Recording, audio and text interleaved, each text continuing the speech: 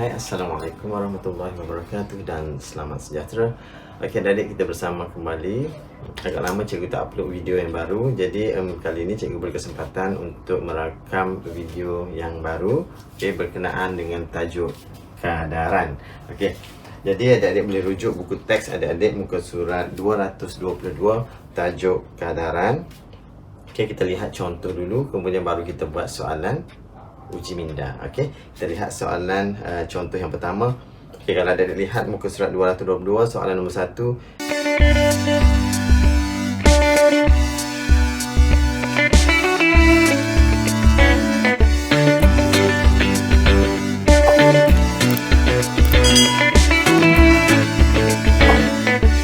Kat sini dia bagi buah pear ada 4 biji, harga dia RM6. Okey, cikgu tulis kat sini. Okay, pear ada 4 biji. Adik-adik lihat pada gambar. Harga dia RM6. Okey, kemudian apple. Apple ada 5 biji. Dan harga dia bagi tahu RM7. Okey. 5 biji tu RM7. Dan yang terakhir adalah oren. Oren ada 6 biji. Harga dia RM5.40. Okey. Sekarang cikgu nak adik-adik lihat pada limin.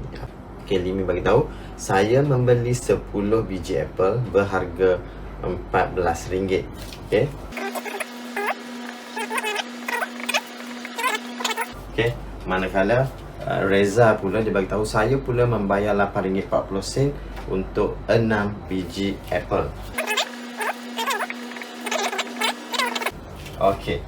Soalan dia di sini, adakah harga sebiji apple yang dibeli oleh mereka adalah sama?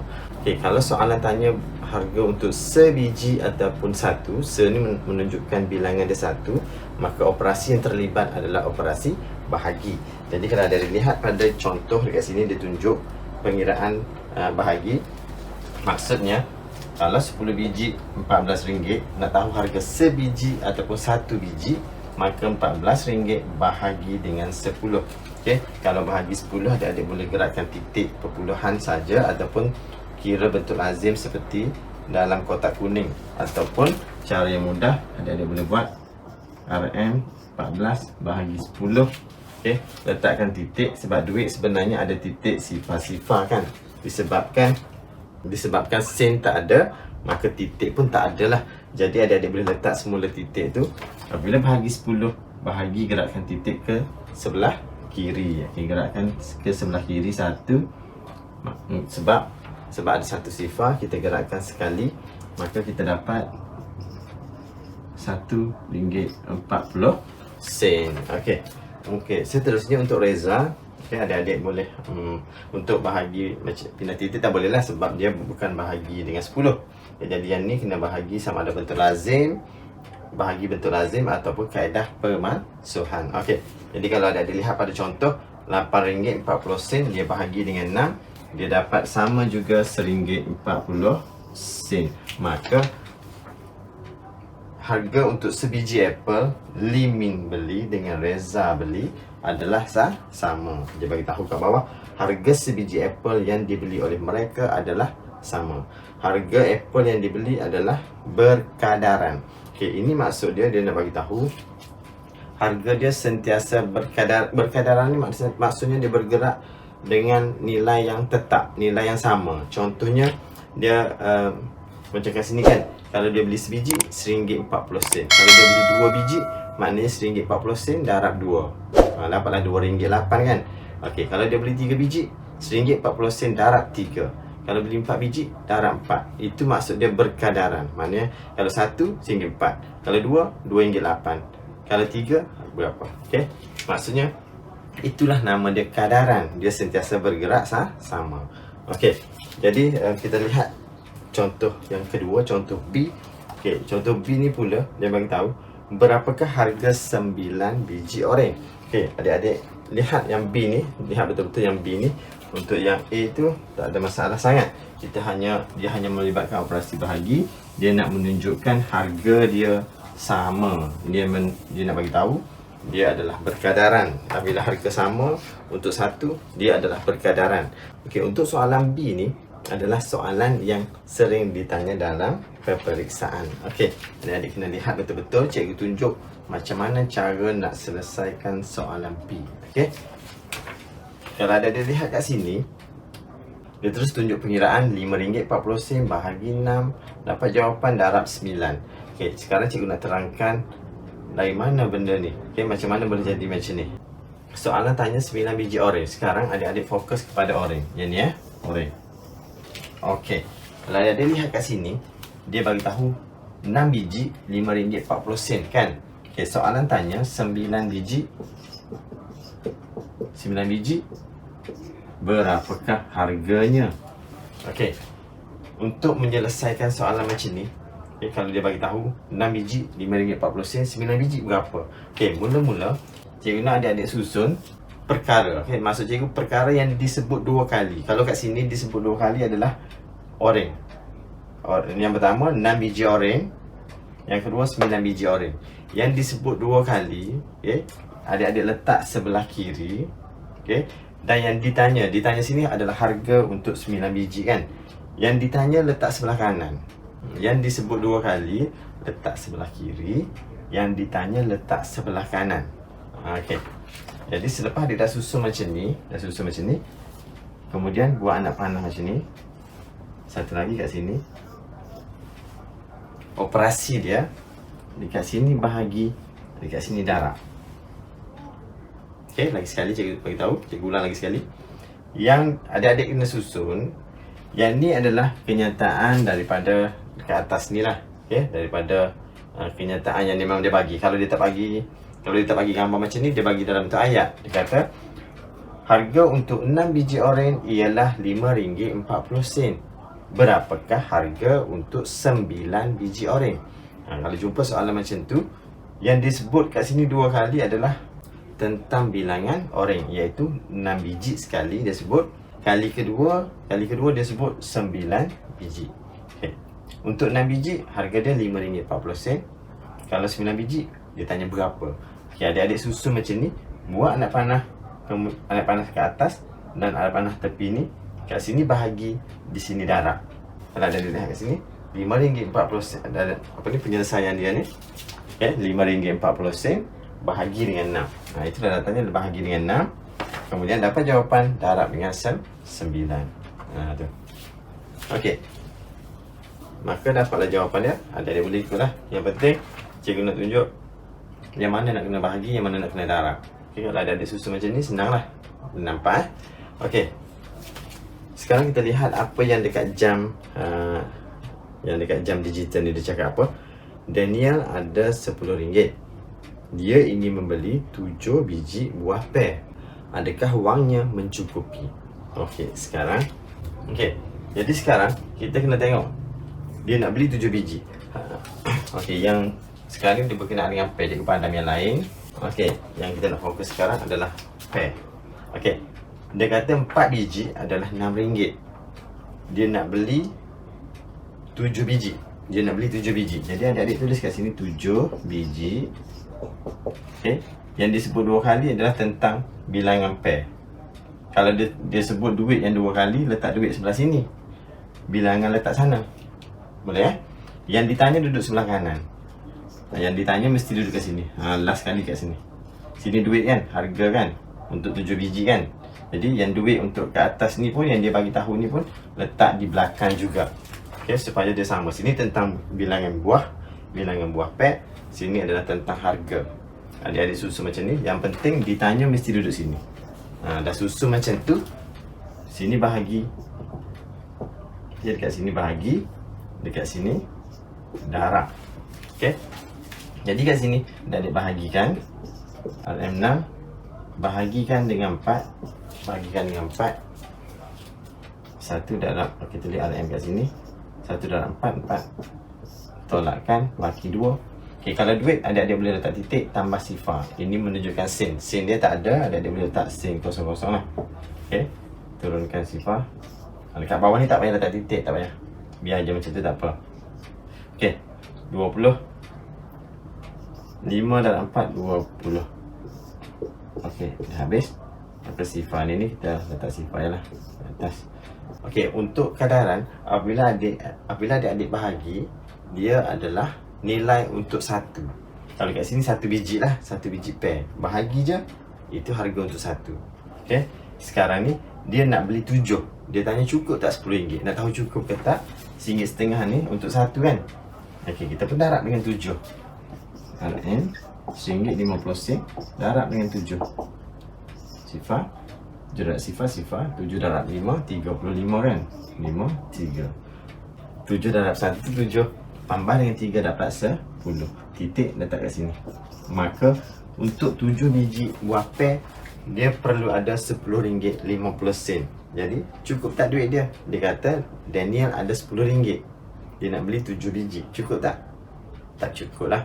Dia tak cukup berapa? 50 sen sahaja tak cukup. Jadi dia tak boleh beli untuk 7 biji. Okey. Jadi soalan tanya, adakah wang yang mencukupi? Jadi kita nak menjawab soalan ni, wang Daniel tidak mencukupi untuk membeli 7 biji pair. Jawab macam tu lah, buat ayat sikit. Okay, matematik sekarang pun kena ada ayat. Kalau soalan kata buktikan, kalau soalan tanya macam ni kan, mencukupi ataupun tidak, adik-adik kena buat ayat sikit. Okay, selesai contoh yang pertama. Okay, sekarang kita akan lihat contoh yang kedua. Ibu membeli 6 meter kain langsir untuk bilik dayang. Jumlah harganya RM36. Okay, jadi adik-adik keluarkan. Ini contoh yang kedua. Okay, 6 meter. Harga dia buat anak panah, jangan buat sama dengan. Sebab kalau sama dengan, maksudnya nombor ni sama dengan benda ni. Ni dia bukan sama. Ni dia menunjukkan 6 meter adalah, merujuk kepada adalah lah, RM36. Jangan buat sama dengan, tau, buat anak panah. Okey, soalan A. Berapakah harga 9 meter kain langsir yang sama? Dia tanya 9 meter. Kalau ada tengok kat situ, dia sebut yang dua kali adalah panjang kain kan. Yang pertama dia sebut 6 meter. Yang kedua dia sebut 9 meter. Jadi yang disebut dua kali letak sebelah kiri. Maknanya sini dia sebut dua kali adalah panjang kain lah, kain langsir. Kalau dia sebut harga yang dua kali, pindahkan yang ni letak sini. 6 meter ni duduk belakang anak panah. Macam tu. Tahu? Sebab yang ditanya mesti berada di sini. Ditanya harga untuk 9 meter. Harga kan duit. Jadi yang duit duduk sebelah kanan, yang panjang kain duduk sebelah kiri. Susun macam ni. Buat anak panah. Kat sini bahagi, dekat sini darab. Boleh faham tak? Macam tu. Okey, jadi adik-adik bahagilah. RM36 bahagi dengan 6. Bahagi dengan 6. Jadi 6 darab 6, 36. Maka kita dapat 6. 6 ni apa? 6 ni adalah untuk 1 meter. 1 meter adalah bersamaan dengan RM6. Ingat cikgu dah bagi tahu tadi contoh yang pertama, bahagi saja kat sini itu menunjukkan untuk 1. Untuk 1 apa? 1 meter lah. Kat sini meter kan. 1 meter RM6. Kita bahagi tu untuk cari 1. Okey, apabila kita dah dapat untuk 1, kemudian kita darab. Sebab kita dah tahu untuk 1, harga untuk 1 meter. Dia tanya 9 meter, maka kita darablah dengan 9. Harga dia RM6 untuk 1 meter. Dia tanya 9 meter berapa? Harga dia darab dengan 9. 6 darab 9, RM54. Inilah harga untuk 9 meter. Okey. Dia lihat kat sini lah. Ini contoh dia. Harga 1 meter kain langsir adalah, dia bahagilah. Kita bahagi kan. Bahagi ni. Dapat harga untuk 1 meter. Kemudian darab untuk cari harga 9 meter. Dapat RM54. Okey, lihat contoh B. Contoh yang kedua ni. Contoh untuk nombor 2, tapi soalan B. Okay, dia tanya apa? Cikgu padam dulu yang ni. Soalan B.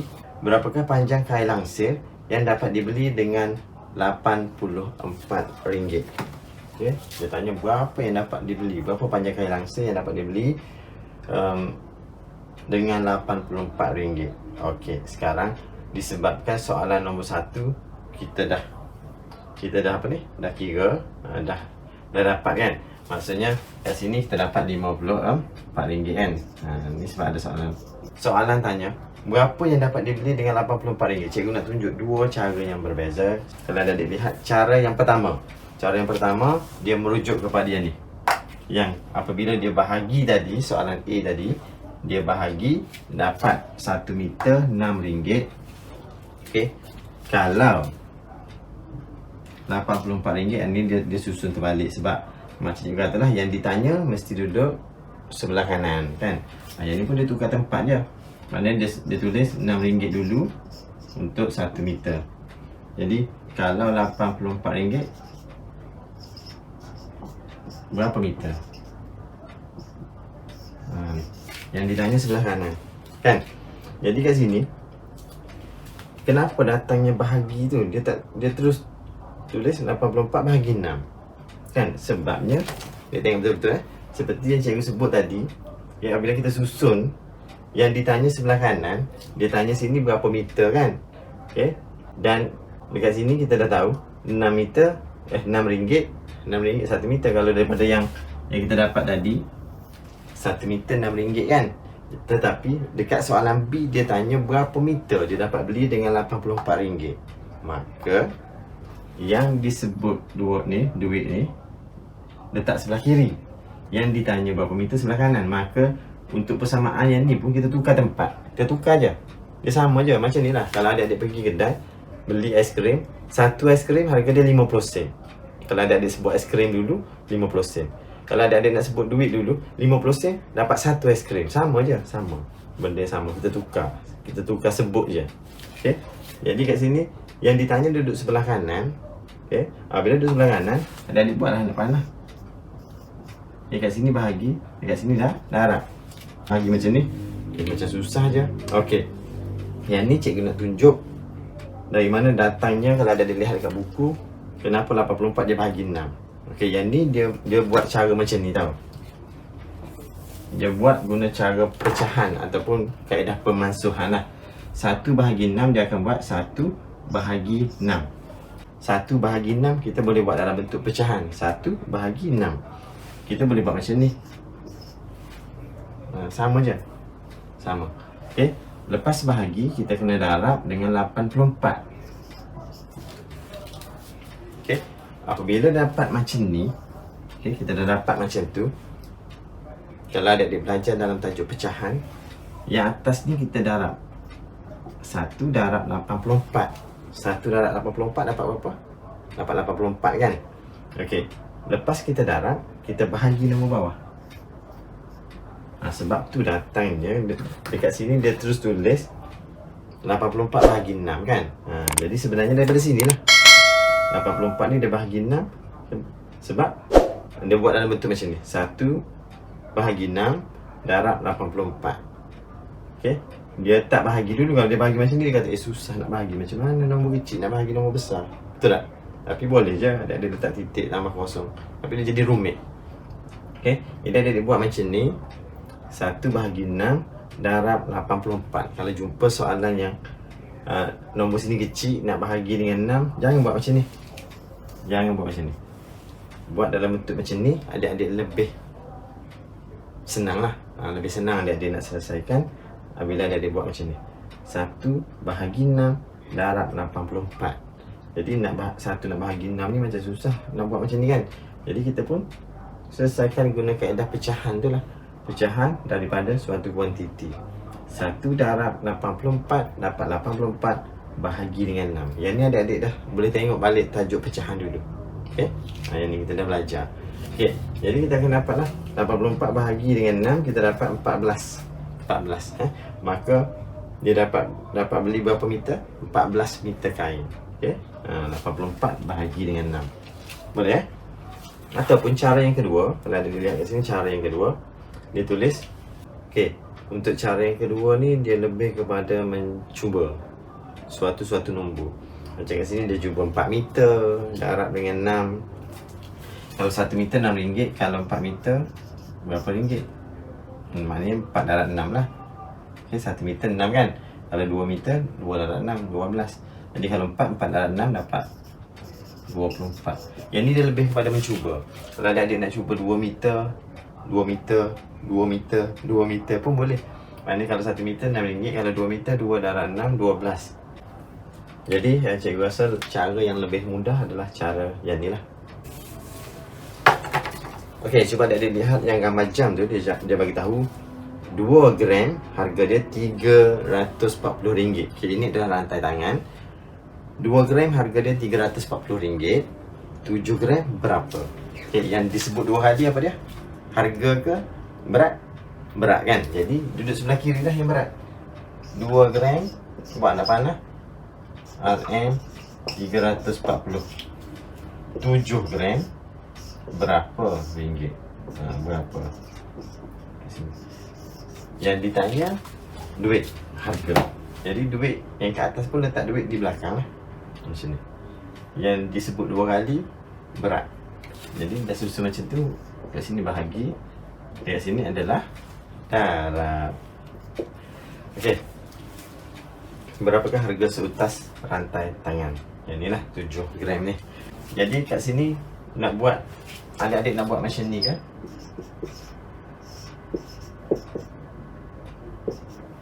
Ataupun adik-adik nak buat biasa, nak bahagi dengan 2. Untuk soalan yang ni, disebabkan nombor sini besar, nak bahagi nombor kecil tak ada masalah. Adik-adik boleh guna cara ni. Okey, yang jadi masalah sedikit apabila nombor di sini kecil, kat sini besar. Yang tu kalau nombor yang sana kecil, kat sini besar, cikgu galakkan guna cara yang macam ni. Cikgu syorkan lah. Tapi kalau nombor kat sana besar, kat sini kecil, guna cara macam ni pun boleh. Kalau adik-adik dah mahir pemansuhan, lagi cepat sebenarnya. Tapi kalau rasa tak mahir lagi, guna cara ni. Okay? Kita bahagi dulu. Okay, 1 darab 2, 2. Tolakkan, turunkan 4. Okay, 14. 7 darab 2, 14. Tolakkan, habis. Turunkan sifar. Okay, sifar ke atas. Maka kita dapat, setelah kita bahagi 2, kita dapat 170. Okey, bahagi dengan 2 ni untuk apa? Untuk 1. Ingat bahagi untuk 1 gram lah, 1 gram ni. Okey, kalau dia tanya 7 gram, maka kita darabkan dengan 7. Darabkan dengan 7. 7 darab sifar, 7 darab 7, 49. 7 darab 1, 7 tambah 4 dapat 11. Jadi harga rantai tangan tu berapa? RM1,190. Boleh belilah untuk mak. Belajar pandai-pandai, nanti beli rantai kat mak. Kat ayah tak boleh. Kat ayah beli jam. Jangan gambar jam kat sebelah. Okey, nombor 2 dah selesai. Jadi harap adik faham. Tak banyak sikit pun tak apa. Okay. Yang penting faham. Okey, jadi cikgu berhenti kat sini dulu untuk kali ini. Nanti cikgu akan sambung contoh yang ketiga dan seterusnya dalam video yang akan datang. Jangan lupa like, share dan juga subscribe channel cikgu. Sekian, Assalamualaikum warahmatullahi wabarakatuh dan selamat sejahtera.